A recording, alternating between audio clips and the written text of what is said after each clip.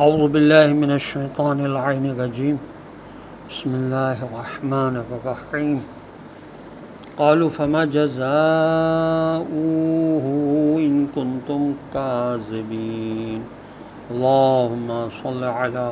محمد وآل محمد وعجل فرجهم سلام علیکم ورحمۃ اللہ وبرکاتہ۔ اللہ تبارک و تعالیٰ کا شکر ہے کہ سورہ مبارکہ یوسف علیہ السلام کی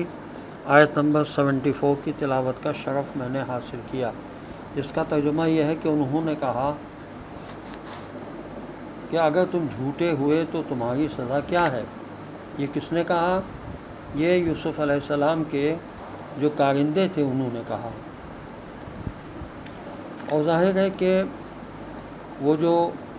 غلہ لینے آئے تھے حضرت یعقوب علیہ السلام کے فرزند، وہ یہ پریشان تھے کہ اگر ہمارے سامان میں سے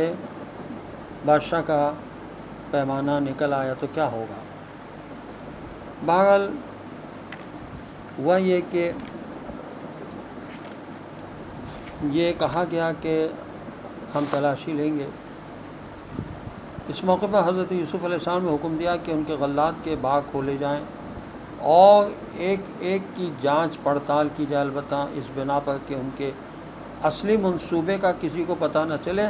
اپنے بھائی بنیامین کے سامان سے پہلے دوسروں کے سامان کی پڑتال کی اور پھر وہ مخصوص پیمانہ اپنے بھائی کے غلے میں سے برآمد کر لیا۔ بنیامین کے باغ میں سے پیمانہ برآمد ہوا تو تعجب سے بھائیوں کے منہ کھولے کے کھلے رہ گئے، گویا غم و اندوہ کا پہاڑ ان کے سروں پر آ گرا اور انہیں یوں لگا جیسے وہ ایک عجیب مقام پر پھنس گئے ہیں کہ جس کی چاروں طرف کے راستے بند ہو گئے ہیں۔ ایک طرف ان کا بھائی ظاہراً ایسی چوری کا مرتکب ہوا جس سے ان کے سر ندامت سے جھک گئے، اور دوسری طرف ظاہراً عزیز مصر کی نظروں میں ان کی عزت و حیثیت خطرے میں جا پڑی کہ اب آئندہ کے لیے اس کی حمایت حاصل کرنا ان کے لیے ممکن نہ رہا۔ اور ان تمام باتوں سے قطع نظر انہوں نے سوچا کہ باپ کو کیا جواب دیں گے اور وہ کیسے یقین کریں گے اس میں ان کا کوئی قصور نہیں ہے۔ بعض مفسرین نے لکھا ہے کہ اس موقع پر بھائیوں نے بنیامین کی طرف رخ کر کے کہا، اے بے خبر، تو نے ہمیں رسوا کر دیا ہے اور ہمارا منہ کالا کر دیا ہے، تو نے یہ کیسا غلط کام انجام دیا ہے؟ نہ تو نے اپنے آپ پر رحم کیا، نہ ہم پر، اور نہ خاندان یعقوب علیہ السلام پر کہ جو خاندان نبوت ہے۔ آخر ہمیں بتا تو صحیح کہ تو نے کس وقت یہ پیمانہ اٹھایا اور اپنے سامان میں رکھ لیا۔ بنیامین نے جو معاملے کی اصلی اور قضیے کے باطن کو جانتے تھے، ٹھنڈے دل سے جواب دیا کہ یہ کام اسی شخص نے کیا ہے جس نے تمہاری دی ہوئی قیمت تمہارے باغ میں رکھ دی تھی، لیکن بھائیوں کو اس حادثے نے اس قدر پریشان کر رکھا تھا کہ وہ سمجھ نہ سکے کہ وہ کیا کہہ رہا ہے۔ پھر قرآن مزید کہتا ہے کہ ہم نے اس طرح یوسف علیہ السلام کے لیے ایک تدبیر کی تاکہ وہ اپنے بھائی کو دوسرے بھائیوں کی مخالفت کے بغیر روک سکیں۔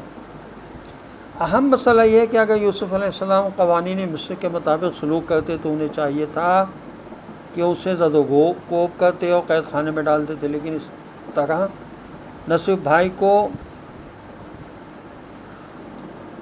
تکلیف پہنچتی بلکہ خود ان کا مقصد کہ بھائی کو اپنے پاس رکھیں پورا نہ ہوتا۔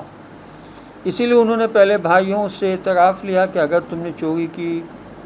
تو تمہارے نزدیک اس کی کیا سزا ہے، تو انہوں نے اپنے ہاں رائج طریقے کے مطابق جواب دیا کہ ہمارے ہاں یہ طریقہ ہے کہ چور کو اس کی چوری کے بدلے اپنے قبضے میں لے لیتے ہیں اور اس سے کام لیتے ہیں، اور حضرت یوسف علیہ السلام نے بھی اسی طریقے کے مطابق ان سے سلوک کیا، کیونکہ مجرم کو سزا دینے کا ایک طریقہ یہ ہے کہ اسے اس کے اپنے قانون کے مطابق سزا دی جائے۔ اسی بنا پر قرآن کہتا ہے کہ یوسف علیہ السلام ملک کے مصر کے قانون کے مطابق اپنے بھائی کو نہیں لے سکتے تھے اور اپنے پاس نہیں رکھ سکتے تھے۔ اس کے بعد استثناء کے طور پر فرمایا، مگر یہ کہ خدا چاہے، الا ان یشاء اللہ۔ اس طرف اشارہ ہے کہ یہ کام جو یوسف علیہ السلام نے انجام دیا اور بھائیوں کے ساتھ ان کے طریقے کے مطابق سلوک کیا، فرمان الہی کے مطابق تھا، اور یہ بھائی کی حفاظت اور ان کے باپ کی اور دوسرے بھائیوں کی آزمائش کی تکمیل کا ایک منصوبہ تھا۔ والسلام علیکم ورحمۃ اللہ وبرکاتہ۔